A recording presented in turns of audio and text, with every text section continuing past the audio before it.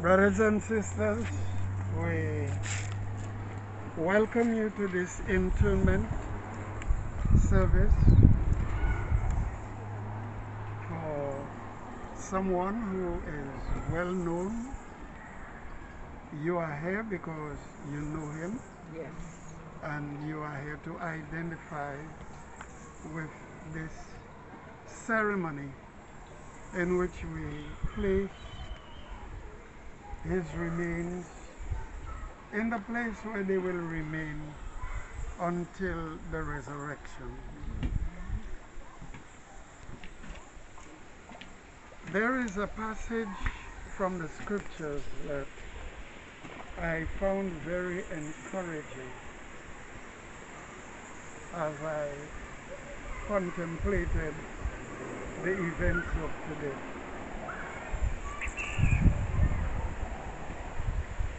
In Matthew's Gospel, chapter 10, in verse 29, Jesus, addressing the people, said, "Are not 2 sparrows sold for a cent? And yet not one of them will fall to the ground apart from your Father's notice." But the one that intrigued me is Luke's account of the same incident, chapter 12, verse 6. "Are not 5 sparrows sold for 2 cents? Yet not one of them is forgotten before God." So when I compare the 2 passages, I realized that 2 sparrows are sold for 1 cent and 5 for 2 cents. It brought my mind back to my boyhood days when there was something that we used to refer to as commission when we went to buy bread. If you bought a shilling bread, they would give you 1 on it as commission. And back in the day when people would sell produce and you bought a certain amount, they would give you 1 on it. The 1 on it is not usually a large one. It's, one of those that they probably feel they wouldn't get sale for it. But Jesus is here saying, no matter how people may regard an individual, whether they may think of that person as a 5th sparrow, he says, not one of them is forgotten before God. Not one of them will meet its demise without your Father taking note of it. And he says, do not fear, you are more valuable than many sparrows. You see, God sent his prophet Samuel to the home of Jesse to anoint the future king of Israel. And as Jesse surveyed, as Samuel surveyed Jesse's son, in fact, when he saw the first one, so handsome, well built, he said, that's the one.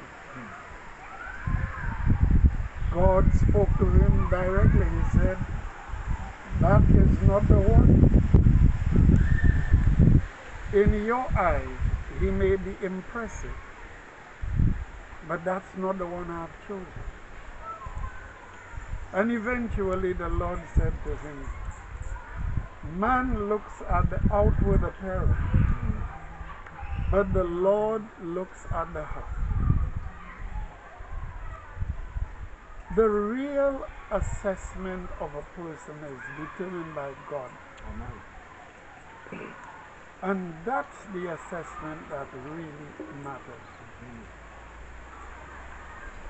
That gave comfort to me when I thought of my friend Benoit. I say my friend Benoit because we've had so many personal conversations. On reflection, I told myself that there is something that I need to get done.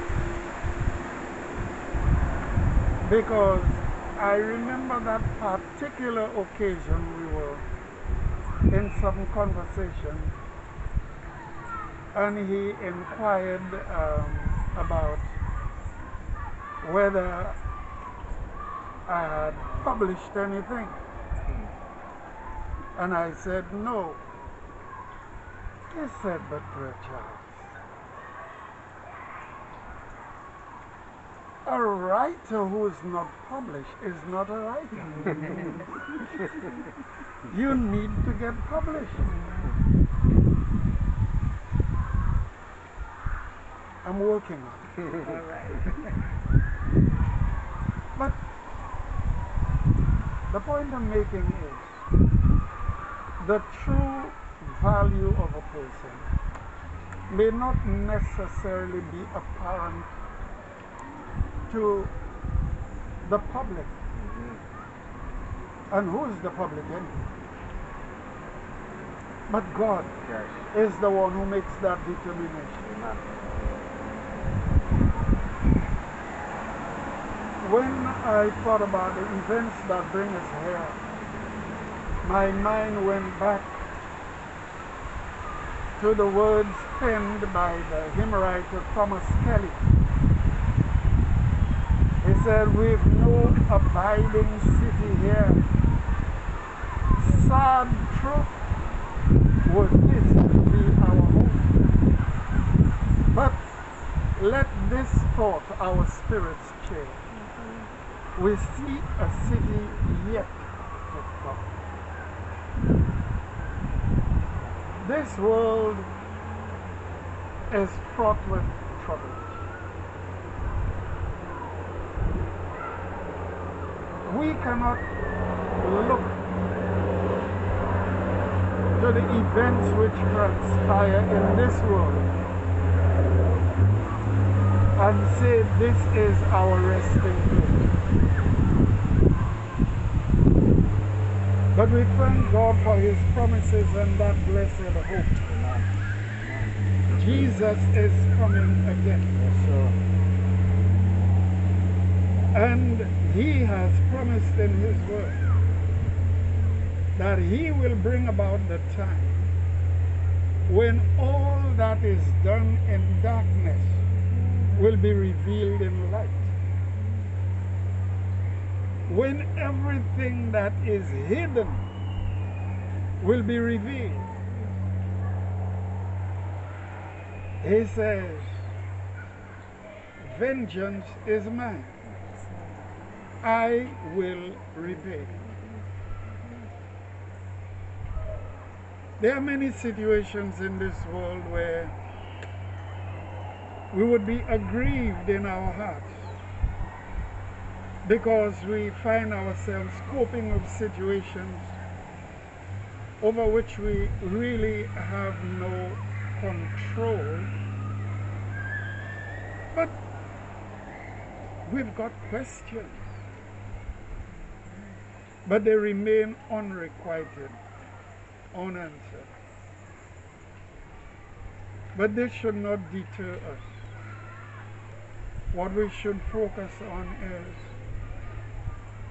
improving the quality of our lives so that in God's own time, when we stand in His presence, we would stand in His presence glorified. we would know that this is the beginning of forever. He will create new heavens and a new earth. But he has already begun to work on it. Jesus says, I go to prepare a place for you. Yeah. And John saw this glorious city in vision, which God will take from where he is preparing it to this earth. So let this thought our spirits share. We seek a city yet to come. It's worth waiting for. Yes, sir. When that time comes around, God will wipe away all tears from all faces. I'm rounding off with that statement. It is a passage which I believe we recite without internalizing. God will wipe away. Isaiah says he'll wipe away all tears from all faces. He will wipe away all tears. He didn't say tears will be wiped away. He will. So we are anticipating that time when there'll be that one-on-one interaction with our Savior, when he will explain certain things, when he will clarify dark issues, and in doing so will come the hug, the embrace, the personal touch, the caress on the face, and say it's now over. Justice has been served. Your matter is resolved. You can now rest in the comfort of my love. Sin will never surface again. There will never be injustice again in the universe. You will be happy forever. Let's look forward to that day. For as much as God in his infinite wisdom has permitted our brother Benoit to lay down the burdens of this life, we now do tenderly commit his remains to its resting place, in the hope of a joyful resurrection when our Lord shall return, when this body of our humiliation shall be changed and be made like unto his own glorious body, according to the mighty workings whereby he is able even to subdue all things unto himself.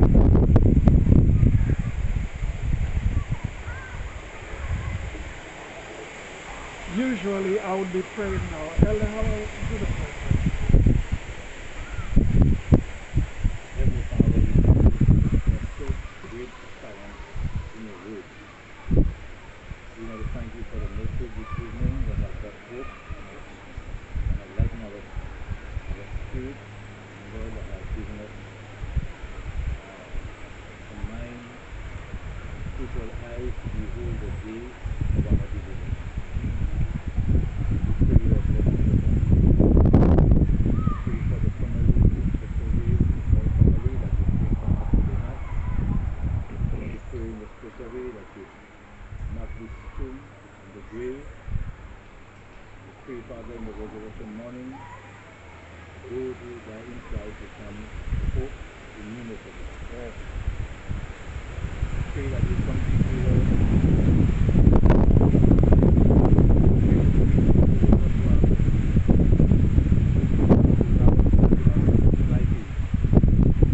Every day we could commit ourselves to you.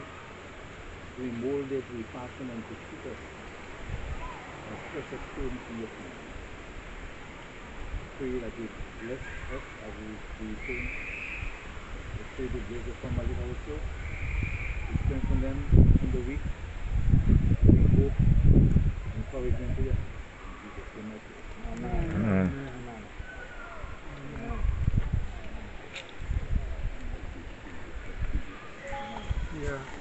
Before we do the actual burial, um, Elder Howell would like to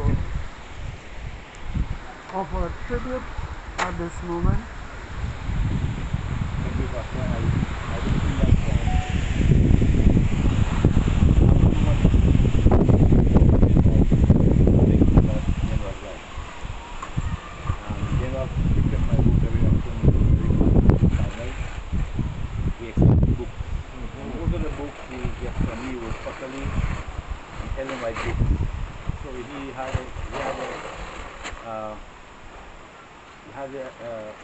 spiritual desire for reading spiritual books. I thank God for his humility. When Benoit himself, he was a humble man. And Benoit had a deep respect for people.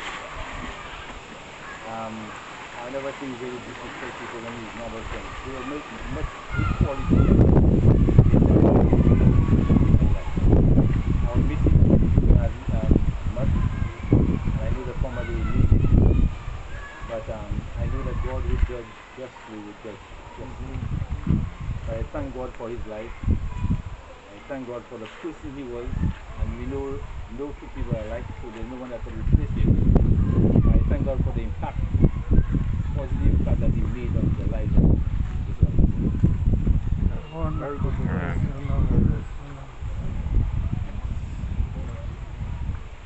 In fact, if I may just really echo a lot of what Brother Ken said, my being here this afternoon again is because Benoit was regarded as a friend of my family. When Pastor Charles said that Benoit was his friend, that sentiment was neutral, because Benoit was really a friend to my family. Extremely respectful. And there were certain qualities about Benoit every time he visited our home or engaged. But as Elder Ken said, one of the things about Benoit that I will always remember is his passion for learning and reading. Benoit had a lot of plans for his own writing. He anticipated and discussed some of his plans and his thoughts, and they were deep and profound. So when he made the comment to Pastor Charles that unless you publish, you're not a writer, that was a reflection of his own desire, always intending to publish. So Benoit was somebody that I cherish deeply, and of course the circumstances of his passing and so on remain as something that I was always troubled by. So I join the family and our friends here in thanking God for having provided Benoit, or provided us an opportunity to interact and to get to know Benoit. And of course, we leave all of the rest of the decisions of life in the hands of God. So my encouragement to Josephat and the other members of the family is to be strong, and let us all continue in faith until that day when Jesus will come to take us to our home. I don't mind saying something, but I don't want to keep them behind. Can they stop? You see, when somebody goes, one of the things they leave behind are memories. And when I heard of his death, it hurt me because I really missed him. But I want to share a little memory with you. And that is so long ago we have that friendship. My son, who is now 30 years old, he was about 2.5. And Santan always came and he said to Santan, you always come in and ask my mommy for food. You don't have a wife. Santan said, no, little Benji, because he called me Sister Benji. He called my children Little Benji. He said, no, Little Benji. He said, okay, I'll lend you my mother. Santan said, no, Little Benji, you cannot do that. Santan took a whole month before he came back for food. For fear my son would tell him, I'll lend you my mother. But these are the type of person that I remember Santan to be. So while I missed him, I was so hurt for his loss, because he is one of those persons that when he knocked at my door, I had no ill feelings. I was happy because he knew what he wanted. He would either tell you, You have some bread or something hot, Sister Benji. So he specified what he wanted, and he was so specific and thankful and grateful. So while I may have missed him, I'm happy that he's at his rest now. Thank you. Okay, and you want to say something to Sister Lear while they're doing? Yes. Okay. And I must go ahead. And I must say I am here because of Santan. Santan was like a little brother to us at home. Santan loved his mayonnaise and his juice. And I had coincidence with him. One day he came for his Sabbath food, so I said, Santan, I only have bread and vegetables. He looked at me and he said, Sese, Upani bakery, mavle pe. A most fini bakery, a must have a pe, me move money.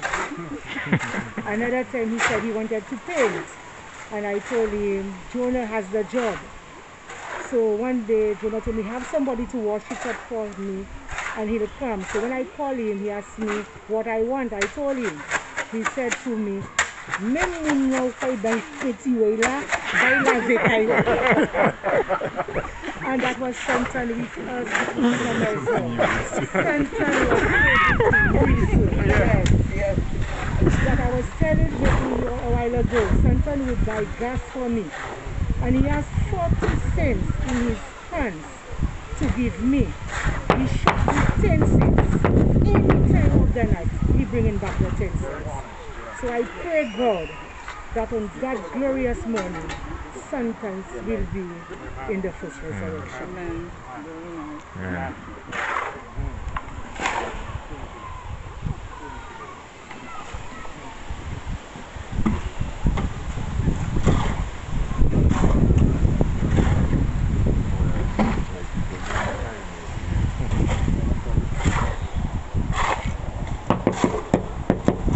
If I may just say one or two short words. He was, well, as you all know, he was my brother. And from 17 years old in Barbados, he had a lot of hopes and dreams. He would order stuff from overseas. Whereas you only find stores that do those things, he used to do import, export, and a whole lot of things. And somewhere along the line, he lost it.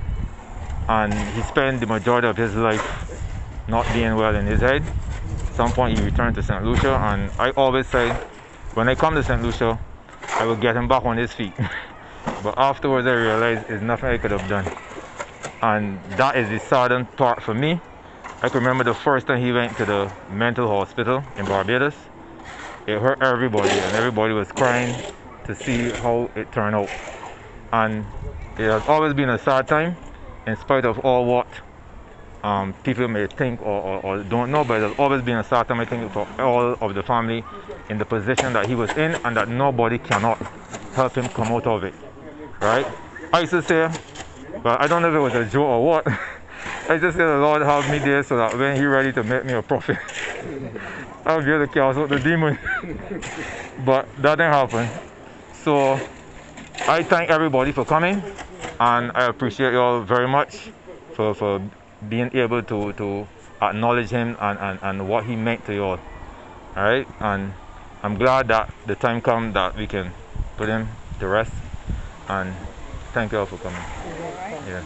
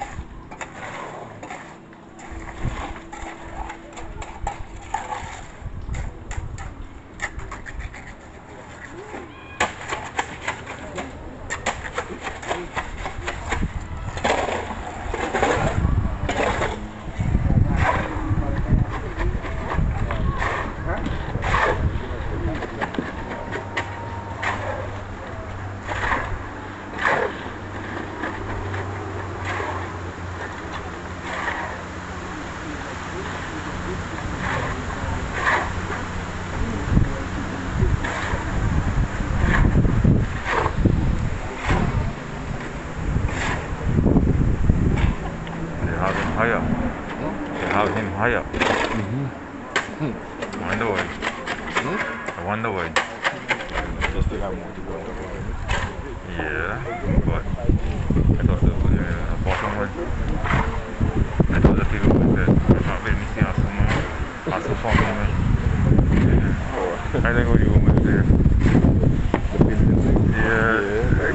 Yeah. The same person you get. The same person you get to do your job, get to be doing it. You know? I mean, come on, man. Yeah.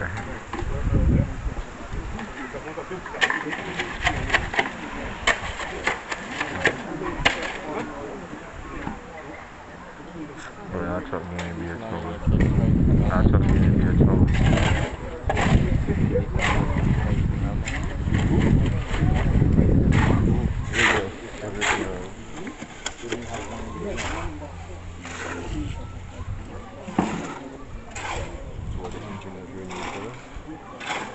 Something I can't get it right. I change the plugs and all that. It start working good as it get hot. As it get hot, engine start getting hot, is malfunction. Or it's not getting hot. It's not overheating. No, and I think that's the problem. The off water is not getting hot. The water not getting hot? No. They're getting hot, but not. You're supposed to reach 80 degrees and 140 degrees. When you're reaching 50 something degrees. There's a heating problem. A cool Heating. No, it's not reaching the degrees it's supposed to. Precisely, so it's not heating properly. It's too cool. Right. So what will cause it? Normally an engine will run and get hot. What's stopping it from getting hot? You have a thermostat in there? No, it's called thermostat. So maybe the thermostat. Not getting making it Just in my original vehicle, I had to take out the thermostat. When I checked to take out that one thermostat, it was already out. It's got to take out the thermostat in a lot of these vehicles. Or you're not going to go and buy a thermostat when it's not necessary to have one. It isn't. People think it's not necessary. Not in the Caribbean. It is. You don't have to heat up. Listen. Optimal temperature and it works more efficiently. I mean, I'll have to buy a thermostat and try it out then. Your vehicle, when you don't have thermostat, you use more fuel, all of that. But you have some heating that No, but naturally in a hot climate. No, it's another misconception. It is not only about hot climate. It is about the vehicle internal. How they made it? Yeah, to reach optimal operating temperature. It's almost like a Goldilocks area, the just right spot. That is what the thermostat is for. It's not necessarily for cool or hot temperature. I might go get one. I'm not saying that's a problem. But even the Lincoln, it was overheating. They just took out the thermostat and never overheat again. If you put the thermostat in now, it will overheat. As soon as you take it out, it's not overheating. The reason for that is my engine, my head or my connection is not good. So when it's running optimally, it's bringing the temperature up where it's supposed to be. But when you take out the thermostat, so much water is going into that the engine is running too cold. That causes you now to use more fuel. That takes it into fuel. Everything sets fuel. And I'm losing a red drive.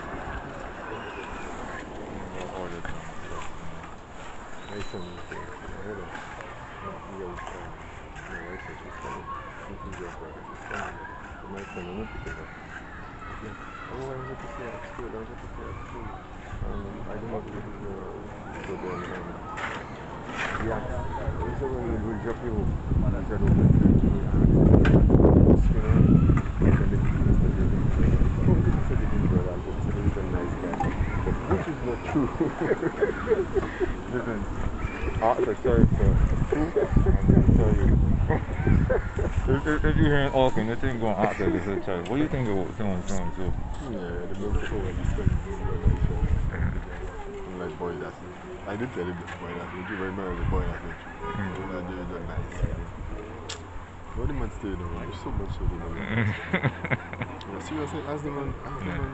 For some reason, children is like me, and I don't go around children. I remember I was at the court with my children, and this little boy telling Joby, he was like a father like me. And she come and tell me, so I said, but he don't know me from nowhere. He don't know me. I even put that in my affidavit to the court. Yeah. No, children is just draw to me. But you see, I don't go around children. But you see the things that are happening nowadays, I don't go around girls, no boys. Everybody keep the children with them, huh? As they come and talk to me, I back off myself. I only deal with my children. I only deal with my children.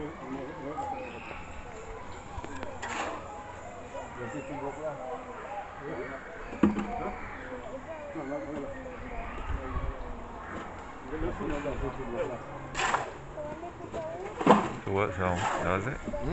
You finished? That's what they put that and they put the waves. Oh. They'll put a sheet of galvanized. Oh, okay.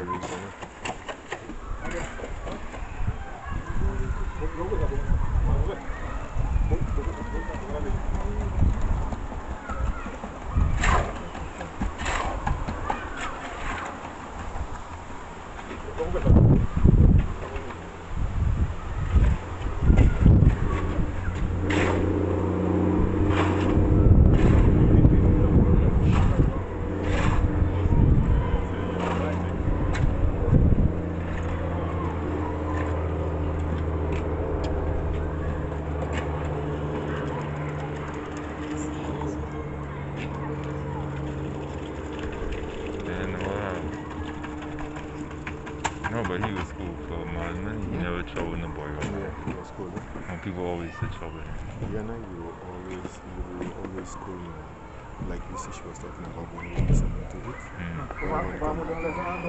Don't tell me what you want to do.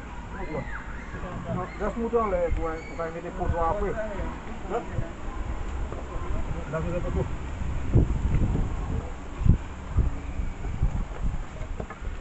Baguslah.